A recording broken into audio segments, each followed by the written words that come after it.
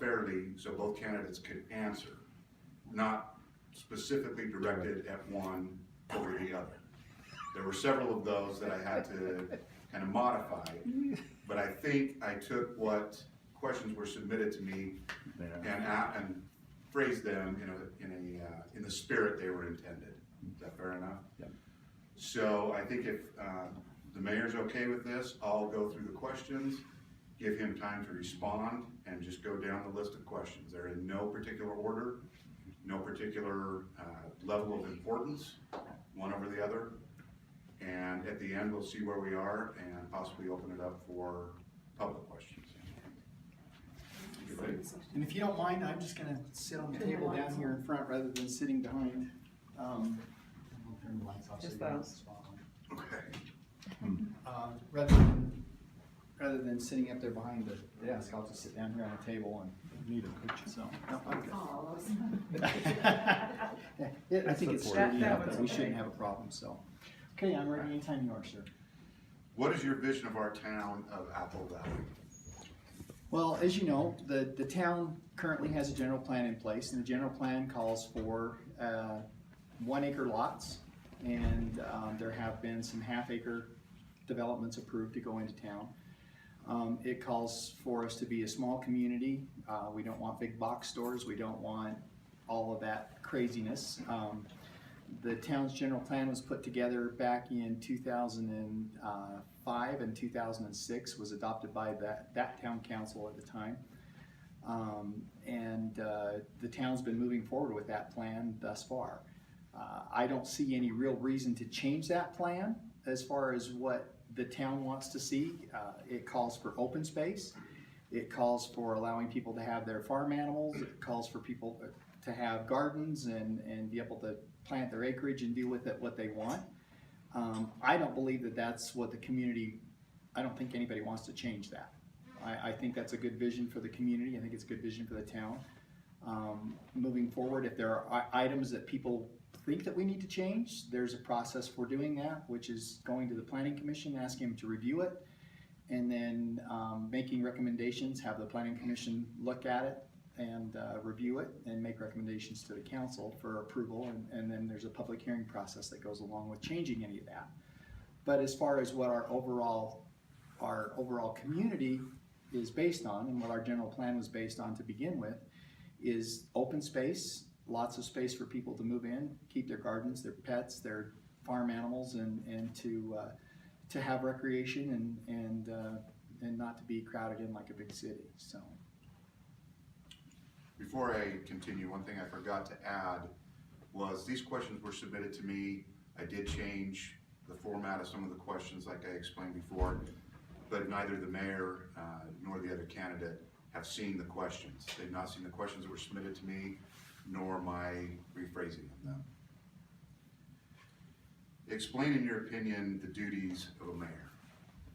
Wow. Pretty broad. Yeah, that's a really big, broad. I think my duties as the mayor, number one, are to look out for the overall town and the residents of the community. I think it's my duty and responsibility to monitor the growth and the welfare of the community. It's my responsibility to see to it that we are able to provide the services adequately that we are supposed to provide. Water, trash pickup,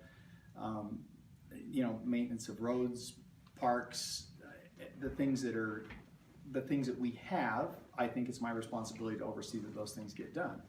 The fire department, the water board, there's a slew of things that I do on a weekly basis.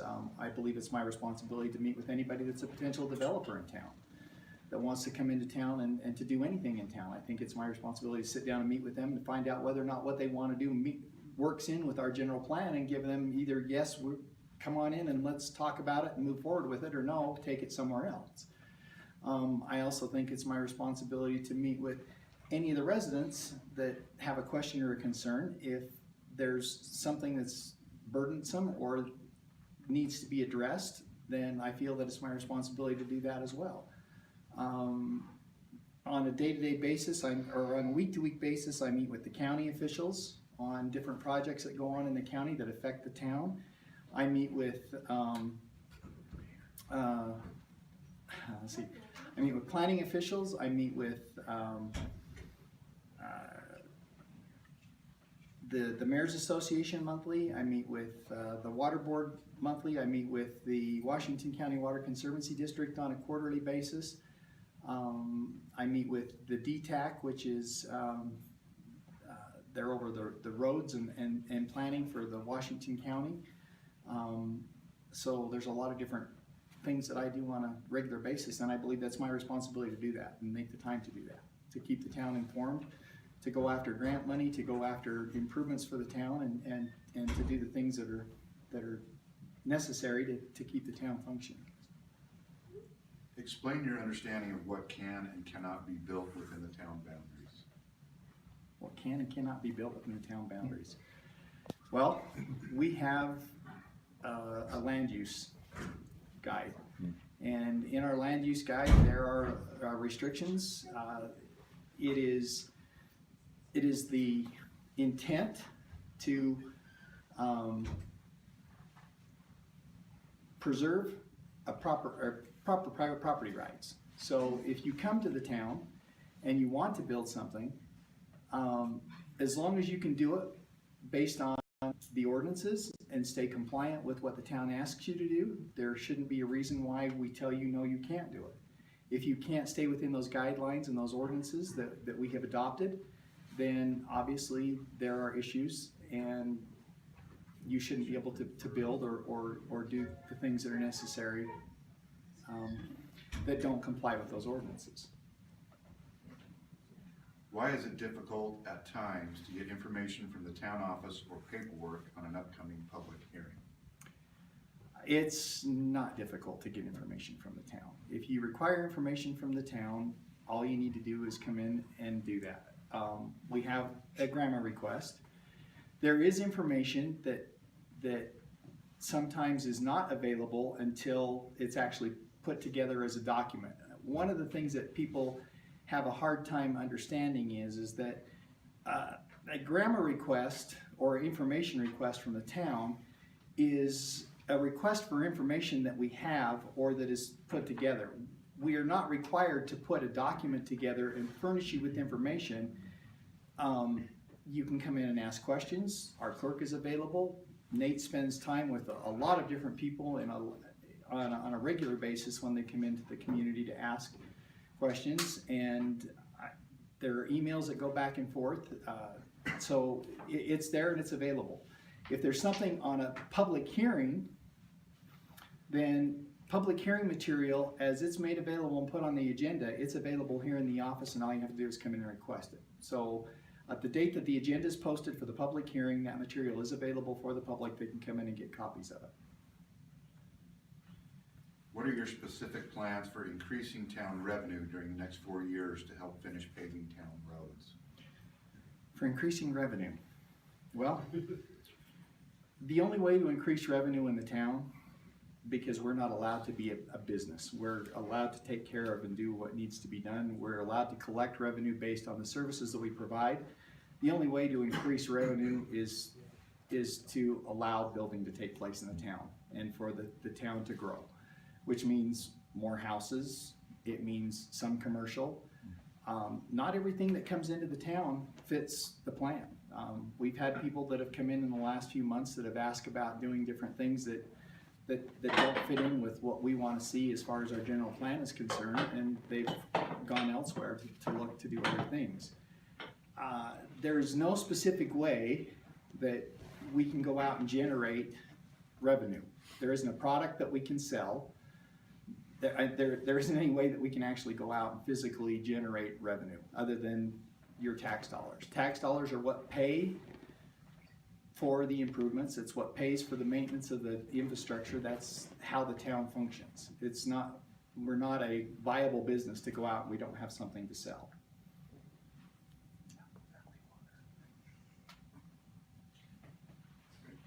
Can you explain why there seems to be a discrepancy in property values between Apple Valley and other smaller areas of Washington County?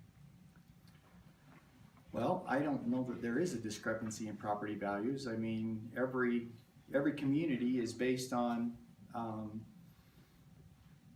on the same items that the county is the one that dictates the property value by assessing your taxes and improvements. I mean, obviously, if we have hard surfaces in front of our homes, they're worth more. If we have curb, gutter, and sidewalk, it's worth more.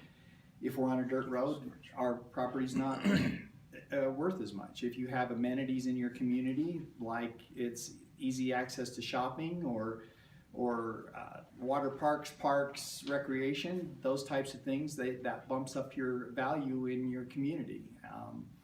You'll notice that with the Gateway project and the paving of the roads and over the last year, I think some of you probably noticed that there was an increase in value in your property when your property was assessed for taxes this year. Those of you that got hard surface down in front of your residence seen an increase in the value of your property. And that's what happens when you get improvements in town. As mayor, how would you balance growth and development with the strong desire of many residents in maintaining the way of life here? Well, growth and development, whether we want it or not, is going to come in. That's the animal that will keep the town alive. Without growth and without development, the town will grow stagnant, and the only way to maintain it at that stage of the game is to increase property taxes and let the current residents bear the burden. With growth and development, as more homes come in, I can give you an example that this year we've already issued 32 building permits in the town since January 1. That's a record for our town. At the most, in the last 8 years, we've typically seen 5 or 6 building permits a year. With those building permits, that's out of those 35 permits or 32 permits, there's probably 26 of those or 27 of those are actual homes, not just garages or accessory buildings. And those will start generating property tax as soon as they're finished and completed and they're assessed by the county. That revenue will come in and will increase in the town, and that will make a significant increase in revenue to move the town forward. As far as the commercial is concerned, commercial is always going to be a fun one to deal with. Some of our ordinances for commercial, there is property that mostly along the highway that's been designated for commercial sites and for commercial use. Some of it will fit into our general plan and some of it won't. We have 3 different projects currently going on in town right now that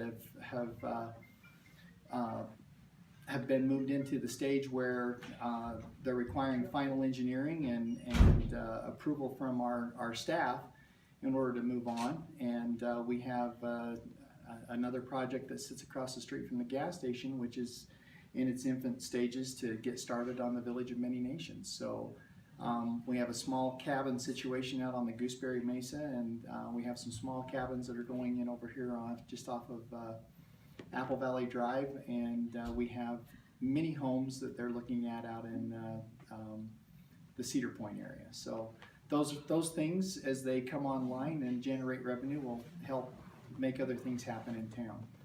So The sports program has been discussed in the past. As mayor, do you feel such programs are beneficial? And if so, what steps would you take to get a program going? sports programs have been talked about. We've met with a number of individuals over the last couple of years, and we've tried to establish some sports programs. We talked with an individual 2 summers ago that was really interested in bringing up a sports program here for the youth in the community at the park.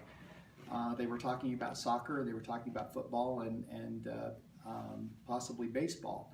Obviously, we don't have the facilities here for any of those, and as the town grows into it, we have space to expand the park, put in ball diamonds so that we can play baseball, put in soccer and football fields so those things can be played. The other issue in dealing with the sports program is when we put it out there for people to be involved, the sign up was very lacking. We didn't have enough members of the community or enough youth to put full teams together.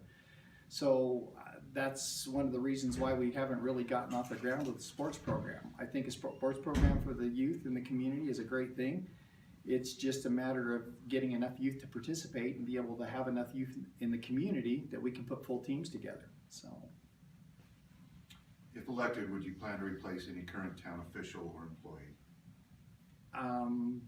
No, we don't have any plans to replace anyone. The Planning Commission, most of their tenures are up at the end of the year, and the Planning Commission will need to be reappointed. There's some seats on the Water Board that will need to be reappointed. No, there isn't any plans to replace anyone. The town's historically stressed the importance of the acquisition of water rights from water companies, taking the town into debt. Is this justified, and how is this additional debt not raising existing taxes? Okay, that's a tricky one, because the question's posed towards the town, but the question isn't really for the town, the question's for the water district. The water district was created and formed so that the district could purchase water rights, purchase the water companies, and it was created as a non-taxing entity. So as a non-taxing entity, that means that that company has to function by the revenues that are collected for the services that they provide. So that means impact fees and your monthly water bill is what drives the payment of the debt for the water company.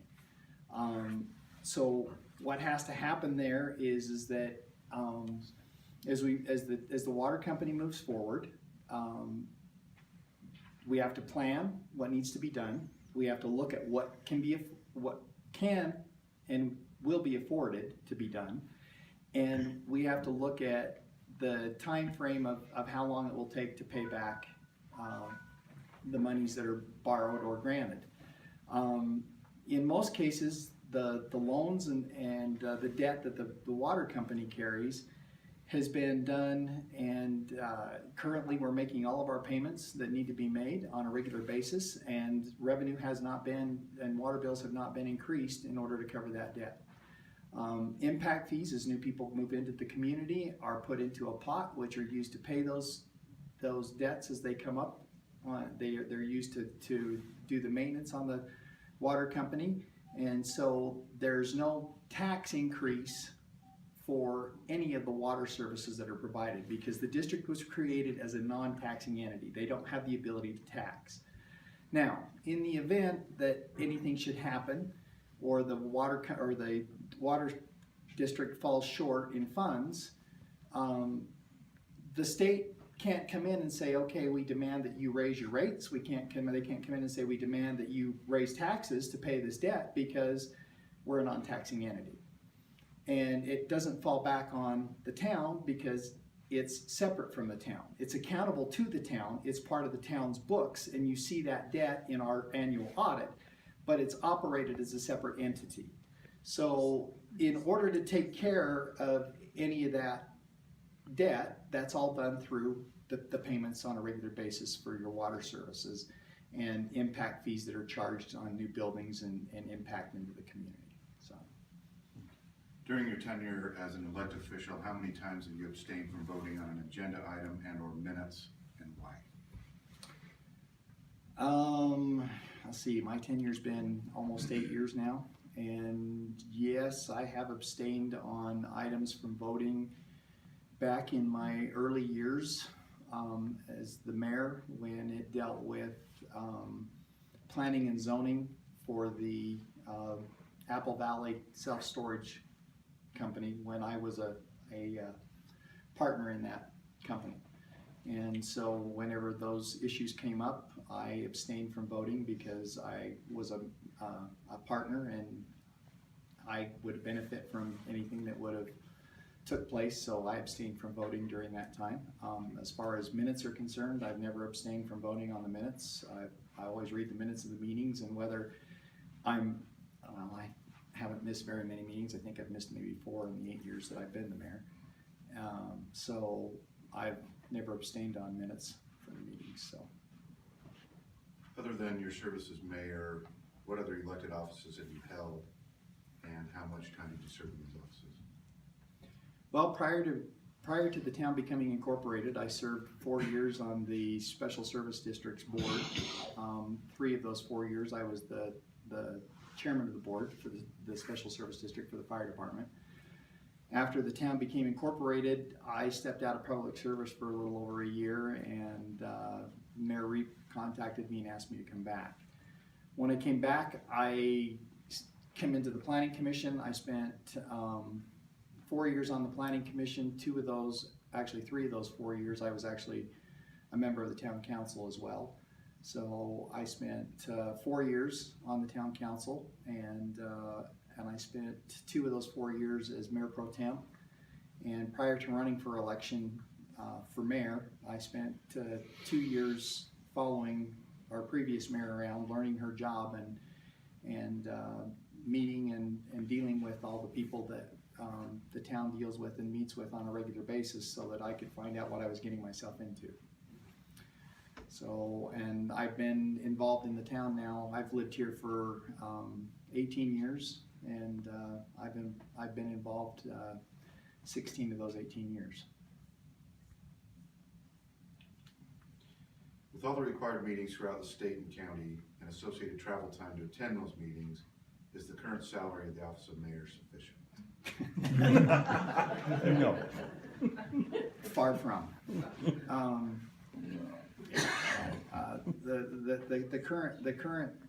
My current salary is $10,000 a year. And no, it doesn't come anywhere close to taking care of. I mean, there are weeks that I maybe make $2 an hour when I'm working for the town. And I didn't run for election, and I don't do the job because I expect to be paid. I do the job because I love and care about the community, and I want to see it grow in the right ways, and I want to see everybody benefit from it. I think we have a beautiful place here, and I think it needs to be maintained that way, and it has a lot to offer. There are a lot of good people in this community, and we need to keep moving forward and doing those things. And so no, it's not anywhere near what. So. Explain your understanding of the procedures involved with being the chairperson for a council meeting. As the chairman, obviously as the mayor, you're in any board situation, you're the one that's supposed to conduct the meeting. You're the one that's supposed to follow the rules. You're the one that's supposed to maintain control of the meeting itself. You're the one that's supposed to call on people and ask the questions, ask for the motions to be made, and to carry the discussion that needs to be done on each of the items that are on the agenda. And it's your job to complete the agenda and adjourn the meeting in an orderly and manner, so that things can be conducted and business can be taken care of. So, how many meetings, either required, assigned, or training sessions have you not attended during the time you've been serving the town? I don't recall any training that I've missed. We're required as an elected official to attend one form of training each year, when we hold office.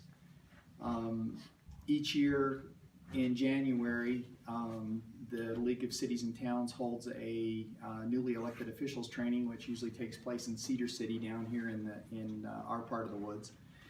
And any newly elected official usually goes to that training and learns about their job and learns about what you should do and shouldn't do, and how you should conduct yourself.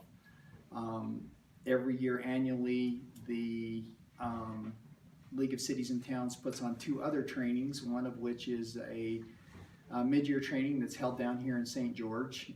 It's a 3-day conference, and it's available for any of the elected officials to attend, and the town foots the bill for that. With the exception of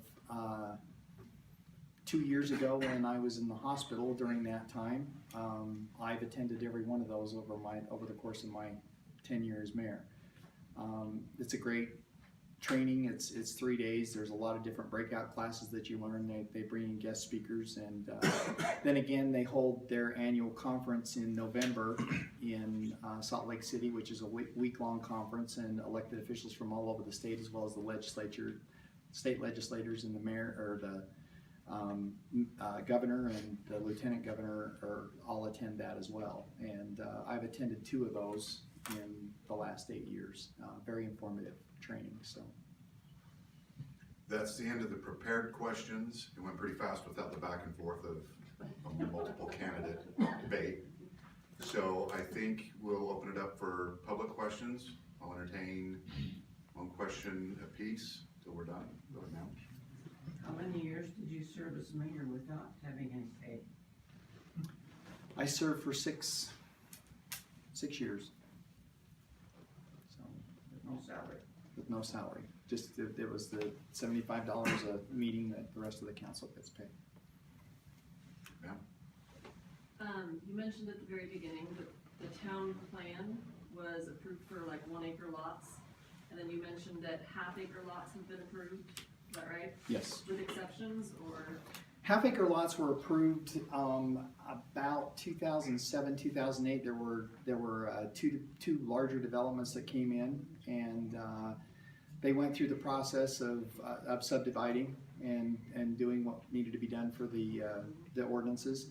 And there were 2 different subdivisions that were approved for half-acre lots. The Cedar Point area is one of those subdivisions that's currently operating that has half-acre lots in it. The other one was the Desert Rose subdivision.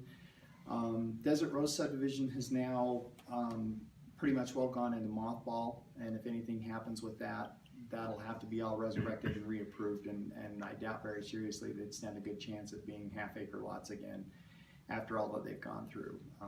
Is there any chance that 1/4 acre lots might be approved, or smaller, or is it like the half-acre is? Well, there is the ability for smaller development to take place, but in order to do that, it has to be done through a development agreement. And in order for a development agreement to take place, the developer has to submit their plan. They have to review it with the Planning Commission. The Planning Commission has to go over it and look at it, and there are strict guidelines to follow with anything smaller than the half-acre. There's a formula that's created. You have to offer so many square feet of park, recreation, open space, trails, and other things in order to downsize into a small group. And that has to be clustered, and everything else around it has to be opened up. So, say for example, if someone wanted to come in and do 1/4 acre lots or smaller in a development, and they wanted to do 30 homes, and they had a 20-acre parcel, then they could come in with a plan, and if the plan showed that they were going to leave 10 of those 20 acres open and condense everything else down, and the rest of it was going to remain open space, and they provided the parks and recreation and the trails that were required, then that would be moved forward to the town council for approval, or to make further recommendations or denial.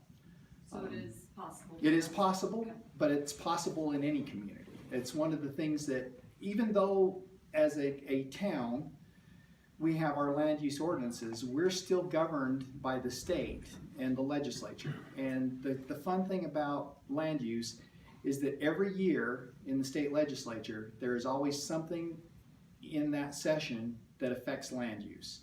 So every year there's something that changes.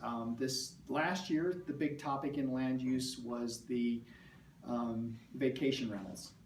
And there were several small communities across the state of Utah that done ordinances that banned vacation rentals. And the legislature come back and said, bam, that ain't happening.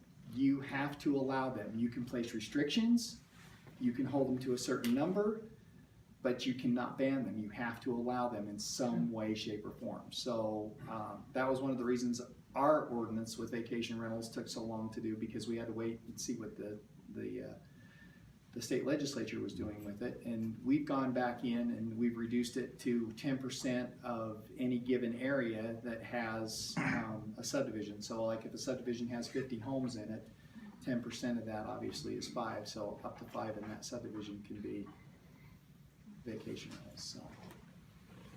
Sure. Mitchell Sosky up in Gooseberry. You think in the future we'll ever have a grant or enough money to do something about our roads up in the area? When I moved in 9 years ago, 10 years ago, the road base was so much better. And not necessarily chip and seal, but even if we had an oil-based something, or even some more type two up there, not an extremely amount of money, but something to where, and I'm willing to pay up our taxes, it's not a problem, so I don't have a problem increasing it. So if we have to do it, cause you don't live up there. No, I don't. I live on a dirt road, and to be honest with you, I probably will never see any hard surface on my dirt road where I live, and I mean, it is what it is. But to answer your question, do I see something happening? Yes, I do see something happening. I see as the town starts to grow and this revenue starts to come in, the plan is to identify areas and continue what we started and to finish it. And of course, there's obviously maintenance that goes along with it as you go along, but yes, there is a plan. And there's also been a plan that is in discussion right now, and I've been looking at the budget and trying to rearrange things to see where we can go, but we're hoping that we're going to be able to at least come into a couple of different areas that are still have the gravel roads and put down some additional road base after the first of the year. So, and start grading that out and compacting it to make the roads a little bit better. So it's a continuing process as revenue comes in. One of the positive things about it is that with some of the commercial that comes in, most of what we've seen that's tentatively out there is rental properties. The mini cabin thing up on the Gooseberry Mesa, the little cabins over here, all of those will generate revenue through sales tax, but there's also a transient room tax. And that transient room tax comes back to the town, and those revenues will be able to be put into the pot, and those things will be able to start happening as things go forward. So. You said that the town gets revenue, when the houses are complete, but the town doesn't have any time limit when a house being built is complete.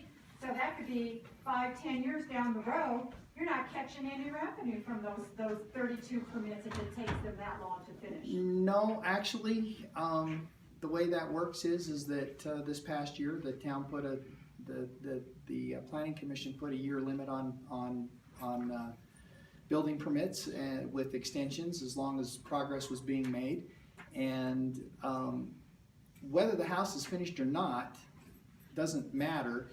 As soon as the house is occupied, it's when the county starts charging the property tax, and the property tax is charged and based on the process of the home. So if you have a piece of raw ground, you get charged a flat fee. You have a piece of ground that has a home on it, whether the interior is finished or not, it still gets taxed because it's now a home.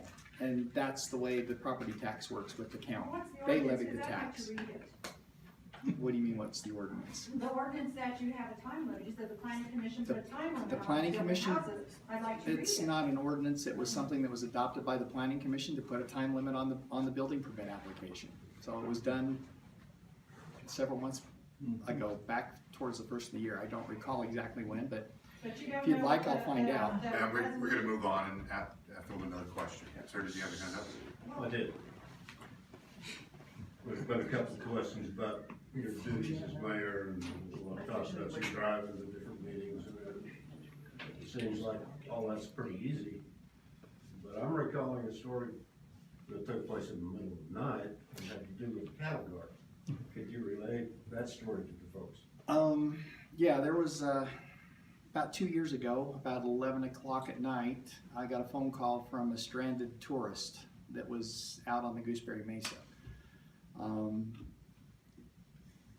How this individual got my phone number, I have no idea, but I ended up with this phone call. It was about 11 o'clock at night. They were out on the Gooseberry Mesa. They'd been out mountain biking, and someone had gone over the cattle guard with their cattle trailer and had hooked the cattle guard and pulled it up and out of the box that it was supposed to be in.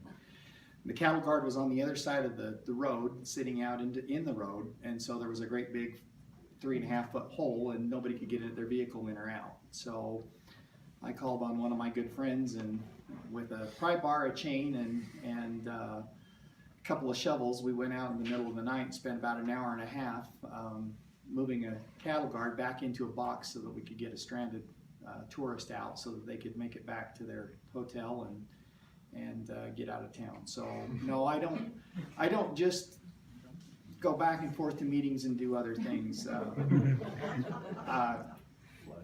One of the other things that most people don't know about my job is typically during our winters and when we have snowstorms going on, or during our spring rains and our summer storms, if we're forecasted a lot of bad weather, I usually go out in the middle of the night and drive around to make sure that our culverts are clear and the roads are draining the way they're supposed to.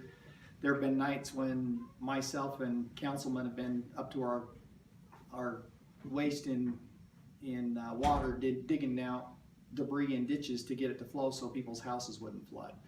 So it's not a pretty job, but it's one that I'm willing to do, and so it's just, it comes with the territory. Sir? I have a couple questions. What is this year, what is the amount of money that the city is running on for 17 and 18? Our budget?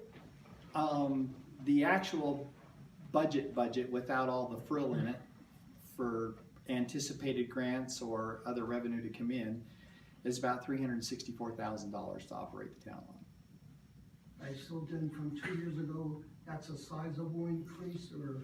It's about a $60,000 increase from the previous year.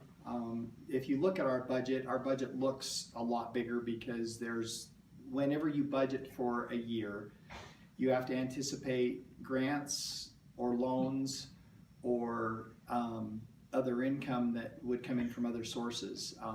This year when we budgeted for additional expenses for a grant in the fire department. We budgeted for additional expenses in the community as far as parks and recreations were concerned, and we budgeted for additional monies to be spent on the water side of the house through the special service district. So if you look at the bottom line in our budget, it's almost a $2.5 million budget, but $1.5 million to $2 million of that is all anticipated if grants and loans go through.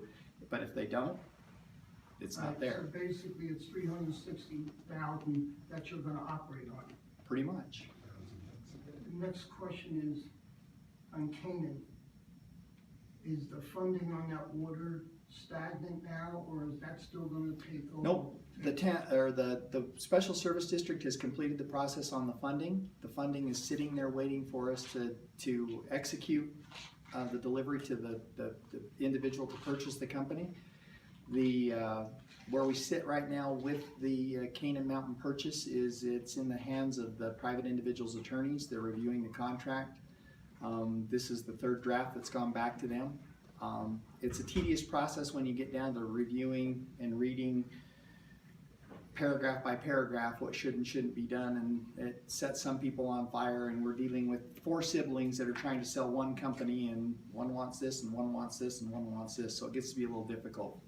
But we're hoping that will be done and ready to execute, and the purchase will be complete, and we're hoping in the next 30 days. Oh, you do? Yes. And the last thing is, 2 weeks from now you have an election. So you don't have a debate. You don't have paperwork or anything from Mr. Campbell of this is what I can do, or this is what I should change. Or maybe Mr. Moser, a year and a half ago, lost 40,000 to the town or whatever. So this is, what is this, a potluck, that favoritism of whether or not you like him or you like the other guy, and this is how we're supposed to do things? By their side, yes. Is that a Is that a question question for the mayor? for me, or is that a question for our moderator? The question can be for anybody up here, if they just want to answer it. You know, unfortunately, in a debate process, when there's not 2 people or more debating, it's a question and answer. And you are getting one side, one opinion, and that's not the way the political process is supposed to work. Thank you. However, we do the best with what we have. And if one party is not willing to participate, that's their choice. They're free to do that, and they'll reap whatever consequences that brings. Say that again. Sure. Mr. Moderator, I appreciate what you just said.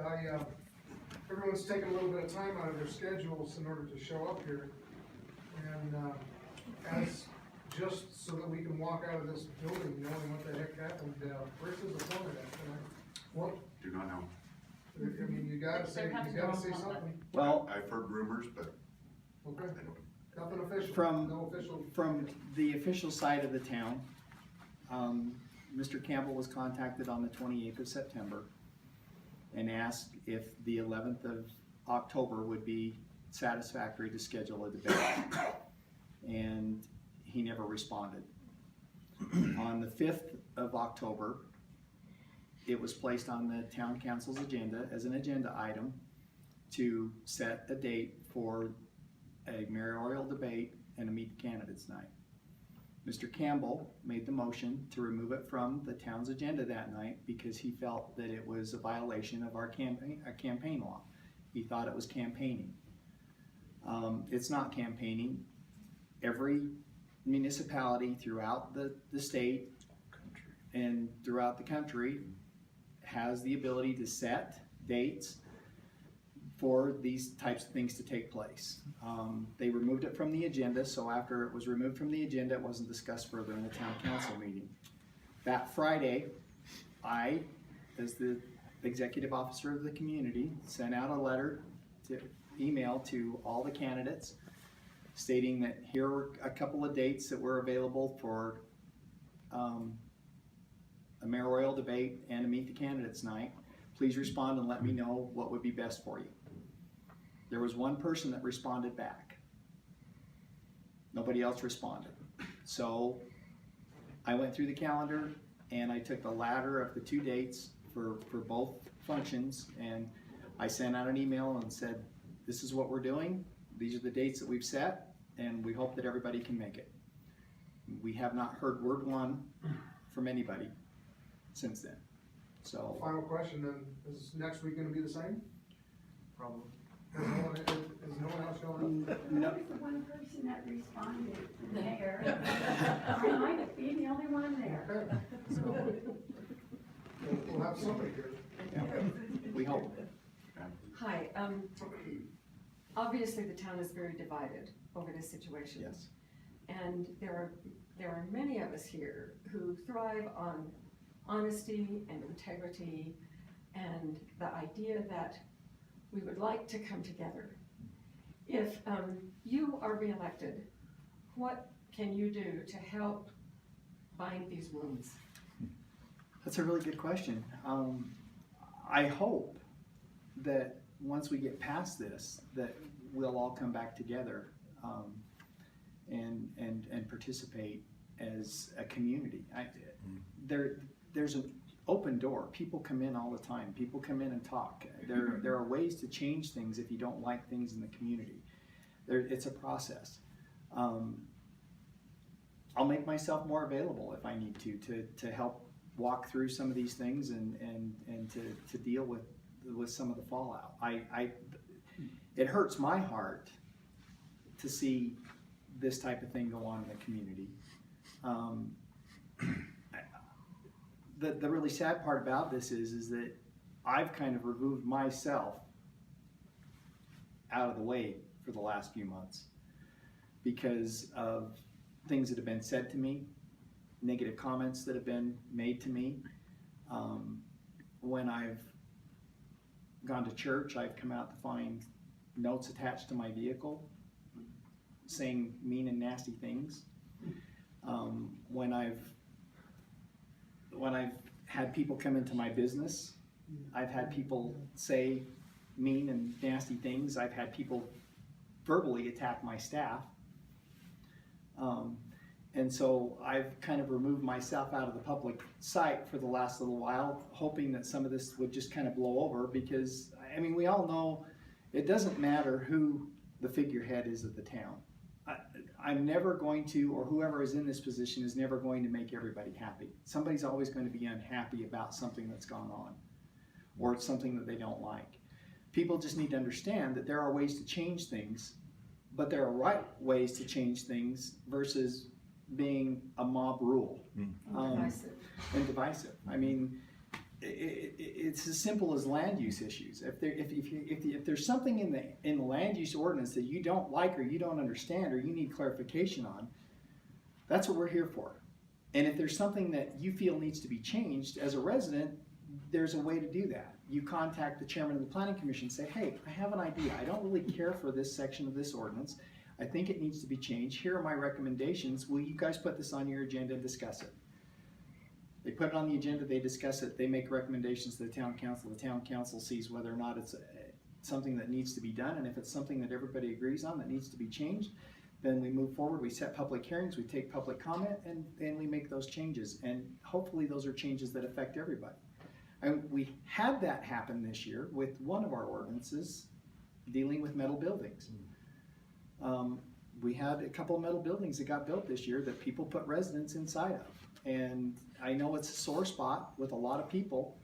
A lot of people were upset about it, but unfortunately, the way the ordinance is read and we didn't have anything that specifically defined what could or couldn't be done or defined space in a building.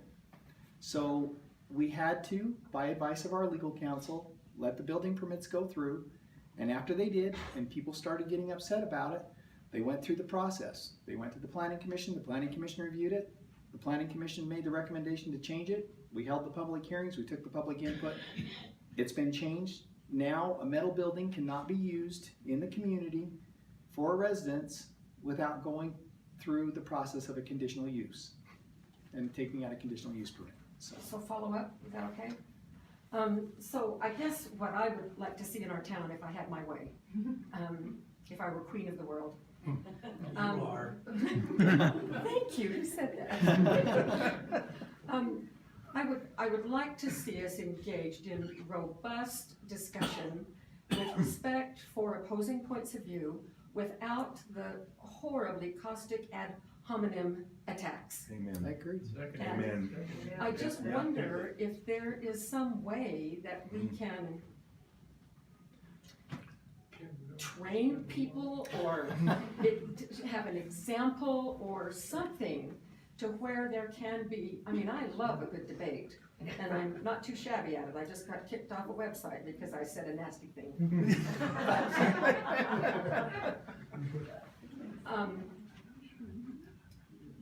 I just would like for us to have civility restored to our town. I agree. I agree. I think one of the things all too often is that, and this is what I see, is a lot of the time we don't see the good people in the community come out to our town council meetings or our planning commission meetings. We see people come into our meetings that have a chip on their shoulder or have a bone to pick, and they let it fester so long that when they come, it's and it puts everybody on edge. When a lot of this stuff I think could probably be diffused long before we have meetings by making contact, and it's like I said, the office is always open. If I need to meet with someone, my cell phone's public. I get called all the time. If I'm not available or I can't get here, somebody can get a hold of Nathan or Marie, and I've set meetings, I come in, I meet with people. I think a lot of that stuff can be, like I said, gotten rid of, and we can get rid of that causticness if people are willing to sit down and communicate and talk. So I was just gonna make that suggestion. Now in the back. I just want to say I feel bad that it's inappropriate for anybody to do what they've done to you. But right now, I don't think of anybody that would do something like that, and I feel bad about it. And to hear about it makes my heart hurt. So I just want to say I'm sorry for anybody who's done anything like that. well, That's just inappropriate. I've tried to be understanding, and I've tried to turn the other cheek, and I will tell you that sometimes it really does. Well, of course It's like because you're a human being. it's a good jab. Yeah, Um, it's inappropriate. But it's I don't wanna throw it away. I don't wanna give up what I'm doing. I wanna remain here. I wanna do the job that needs to be done for the town. I wanna see us move in a direction that's gonna benefit all of us. I mean, I will be the first one to tell you right now, I respect my opponent. Mr. Campbell's a wonderful man. He does great things in this community. He works with the scouts and the youth in this community, and I commend the man because I've worked in the theater business for 36 years, and at most of the time I have anywhere from 25 to 30 teenagers that work for me, and I know how crazy and I'm sure all of you as parents understand because you've all gone through the teenager thing. So I commend the man for what he's done and what he does in the community. I think he's a great guy. I just don't feel that my opponent is qualified at this stage of the game to fill the shoes of my position. You give me somebody that wants to work with me and follow me around, learn my job, and I'll be the first one to tell you I'm ready to bow out because there are things that I could do. I would love to go out fishing. I'd love to get out and use my ATV. I'd love to spend more time with my family doing some things because I feel that I'm at a point in my life that I've done my part for my community. But I don't want to turn the reins over to somebody that's inexperienced to leave us in a position that at this stage of the game we could get run over the top of. There are so many people out there right now wanting to come into this town and develop. There are so many people out there right now that want to do things. Washington County is exploding. I mean, we are at 1.87% on our unemployment rate. It's the lowest unemployment rate in the state. It's the lowest unemployment rate in the country. We are begging people to come here to work. And the economy's just, I mean, Hurricane City on the average is pulling 18 residential building permits a week right now for homes being built down there. They are approaching $162 million worth of commercial development in their community this year. That's how fast things are going and how things are exploding. And if we don't have the right person at the helm, I'm afraid we'll get ran over the top of, and we're either going to not know what we're doing and get ourselves in trouble and get ourselves into legal battles, or we're going to get run over the top of because we don't know what we're doing and we're going to get something in here that we don't want. And then it's too late. Yep. I have a question now. Okay. My question is, why is there such a divisiveness between people in this town? Why are there so many people that are completely on the opposite side of the fence? Well, to be honest with you, I think it's because in the last 8 years, there's always been a negative element that we've dealt with in the community. When I first became mayor, the 2 years prior to me becoming mayor, there was a disincorporation movement to try and get the town disincorporated. And there was a group of individuals that lived out in the Gooseberry, and they fought long and hard to make that happen. And they failed, and 2 years after I became a mayor, those same people tried to do it again.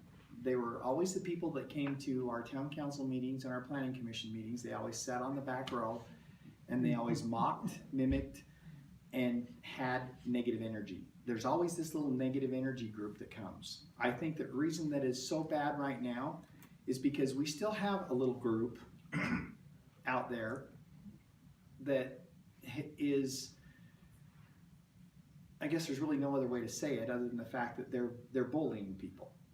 And I think Mr. Campbell has given them a voice. He's sat them down and listened to them and made them feel like all of a sudden they have more of a say on what's going on in the government and what's going on in the town than they really do. And they don't understand the process of how things should be done and the process of things that you go through.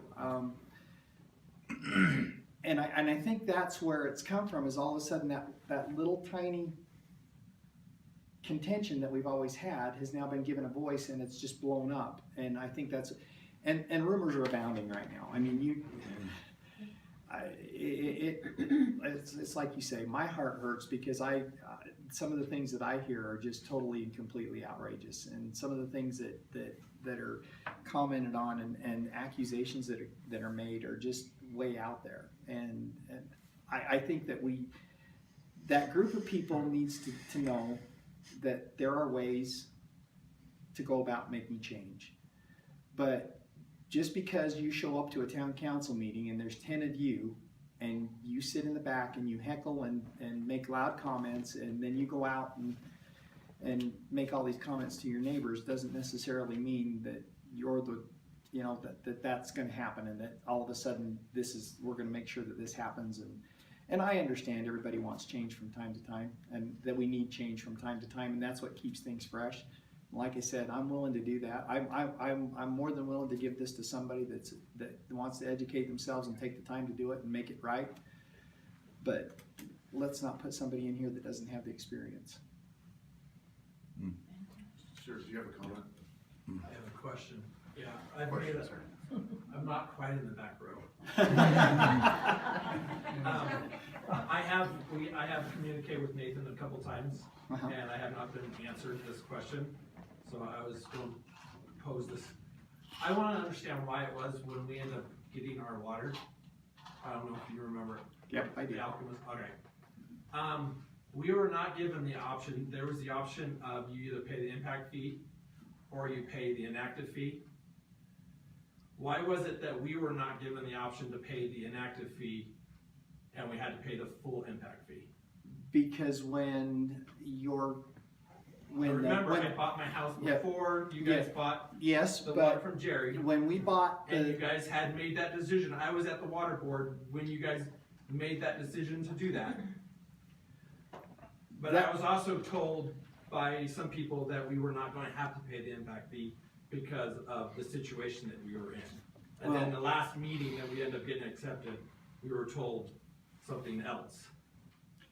Well, all I can tell you is that the legal specifics and ramifications of that situation were that when the water company was purchased, there was a group of water rights that were assigned to properties throughout the area with the Cedar Point Water Company and the Apple Valley Water Company. There were specific properties that had water rights attached to them, and in the contract, there were specific properties that were told no impact fees and no connection fees charged with the purchase of that, and that was part of the agreement that was followed in that. I understand that. It's the same answer that Nathan gave. Yeah, and unfortunately, in looking in that contract, your property was not a property that was listed as why one of those properties. Why would an existing home not be listed under that?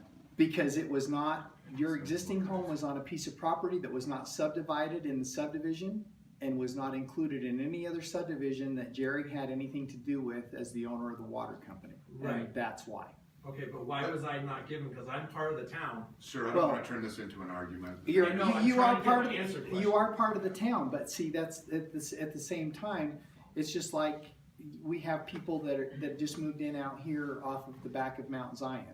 They bought a lot that is in the subdivision, and they have a 20-acre parcel outside of the subdivision.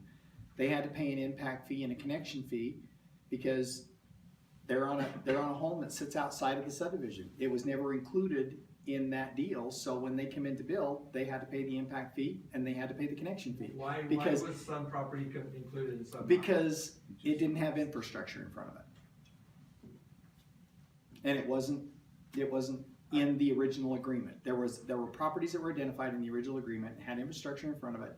That's how all of that worked. We have time for one more question, sir. I don't want to get this into a debate. Ma'am, did you have a question?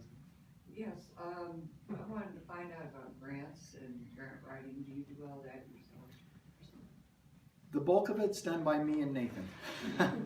So between the two of us, I think we've written, with the exception of one grant that we got a year ago for the fire department, we've written all the grants and that we've written all the grants in the last 5 years. A lot of these do not have to be paid back because of our rural area, right? Yeah, none of our grants ever have to be paid back. It's the only thing that we're paying back is loans, and usually with the loans, because of the area that we're in, we usually get a lower percentage of interest, or it depends on who we're borrowing the money from.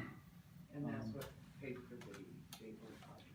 Yes, The Gateway project was a grant loan combination. There was 600 and something $1,000. I don't remember the exact number that was a grant, and $1.5 million of it was loan at 2% for 30 years. Thank So you. It really uplifts the community. I think I to be honest with you, I really think that that's what's made a difference in the community this last year. I think that people now all of a sudden know that we exist, and it's a nice place, and that's what I see happening is I see these vacant lots through the subdivisions that are selling, and people are moving in, and I think that has a lot to do with it. So, that and the hard surface. Thank you. Let's take one more, ma'am, in the back. You're talking about a lot of growth, and we're seeing that happening. Along those lines, we're going to need more employees. We are. Particularly a cop.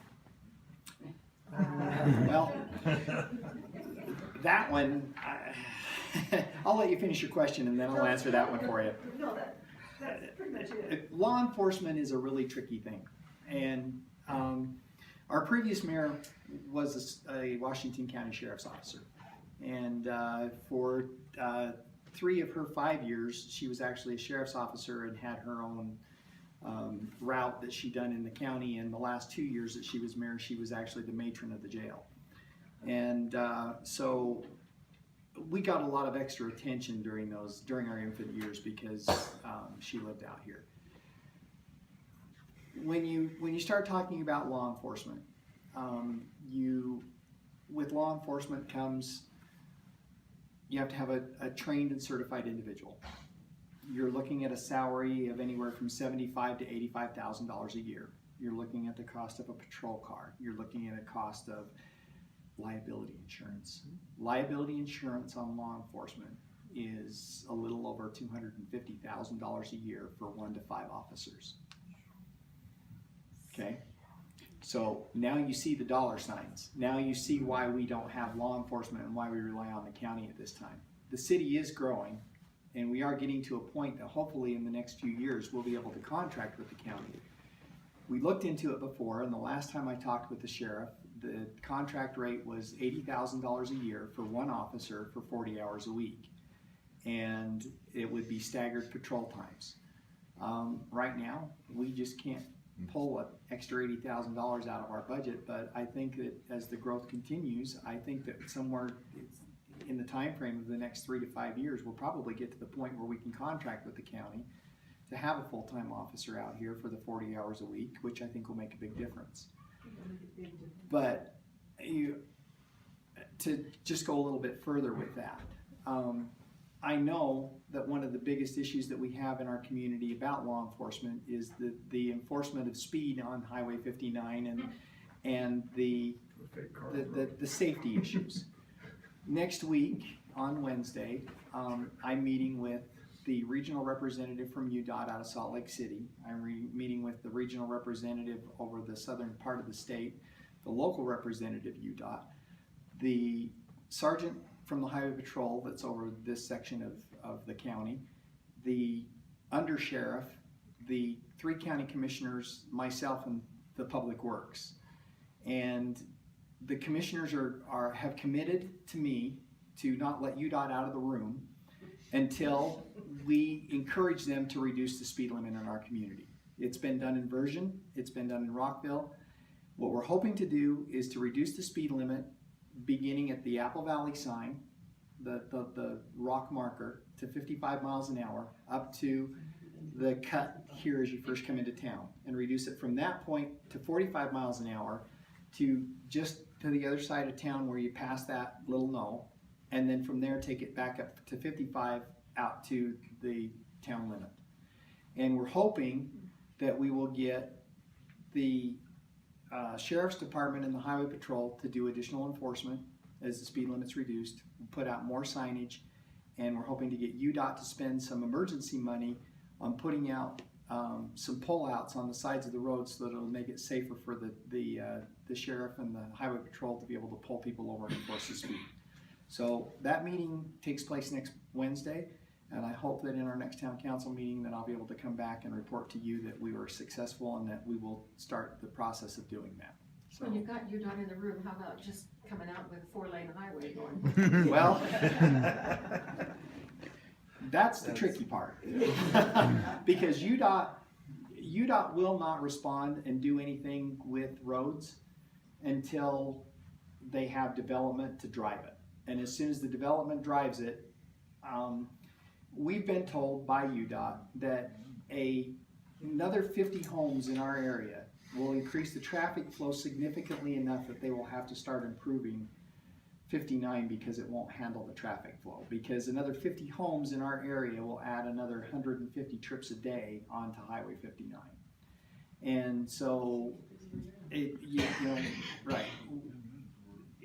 Unfortunately, UDOT just doesn't go out and spend money on roads. They don't allow us to put in 4-lane highways and wait for the growth to come behind it. They wait for the growth to get here, and then we have to change things. But there's so much travel between Hurricane, for example, or the freeway, and Grand Canyon and Canal, whatever. That is totally independent of homes. right, you're right. But unfortunately, that's their policies, and the only way we can change UDOT's policies is through our state legislators, because they're the ones that can control UDOT. So, and as much as I'd like to see it happen, we're just going to have to battle the battle with them as it goes. There is I don't remember if those of you that were here last year. Not this past Founders Day, but the year before, UDOT was here doing a survey and asking questions and asking people for comments. They've come back and put their plan together, and you can find that on their website. There is a plan to put in additional passing lanes and merging lanes over the next 5 years. There's 4 projects, and each project is $2 to $3 million a year for the next 4 years. So. When you talk to them, would you also mention bicycle lanes, because bicycles are a problem? That's a big thing in the county right now. Yeah, it is. And pardon me, but one more thing, because of bicyclists, that 100-car whatever that we had up. That was that was the opening of the senior games. Mm-hmm. Yeah, that was a lot of fun. Yeah. A lot of fun. I started getting phone calls that morning at 6:30 a.m. wanting to know what was going on out there, and it's like, they drew a permit for the county, and it's, Did they have a permit for the city? They didn't have a permit for the city because the city hasn't done anything about doing permits. However, we're looking into changing our ordinances and starting to going to adopt something that will allow for big organizations or for big things like that when they come in to have to get a permit, so that we know what's going on and we can make sure that traffic and obviously there's an issue with litter and all that stuff. So we'll make sure that we start enforcing that. Yeah. So. And thank you, Mr. Mayor. We appreciate, I'm sure all of us appreciate your willingness to participate in this process and answer questions. Thank you, ladies and gentlemen, for your questions and your responses and your willingness to participate in this process. It's as important for you as it is for elected officials.